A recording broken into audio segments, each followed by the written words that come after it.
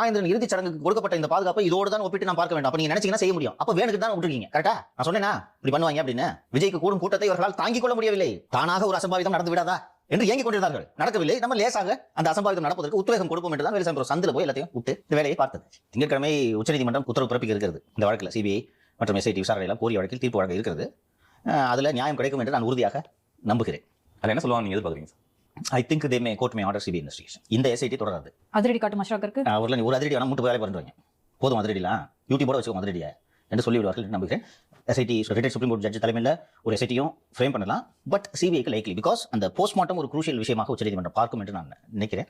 இந்த விசாரணை தொடராதுப்பா. ஏன்னா இந்த தீர்ப்பே வாய்டு, அதிகாரம் இல்லாமல் வழங்கப்பட்ட தீர்ப்பு. அது திரும்ப ஜட்ஜ் சொன்னாங்களா சார்? அதான் அவருக்கு காண்டாகுது. எப்படி நீ தொடுவேன்றதான். அவன் உங்ககிட்ட என்ன கேட்டான்? எஸ்ஓபி ஃப்ரேம் பண்ண கேட்டான், எஸ்ஐடி ஃபார்ம் பண்றேன். அது ஜட்ஜ் அந்த விசாரணையில சொல்றாரு, நான் 15 வருஷமா ஜட்ஜா இருக்கேன். டிவிஷன் பெஞ்ச் ஒரு மேட்டர் எடுத்துருச்சுன்னு தெரிஞ்சா சிங்கிள் ஜட்ஜா நான் தொடவே மாட்டேன். ஏதாவது ஒரு எல்லை வேணும்லப்பா. இஷ்டத்துக்கு பண்ணா இது என்னது இது என்றே புலம்பி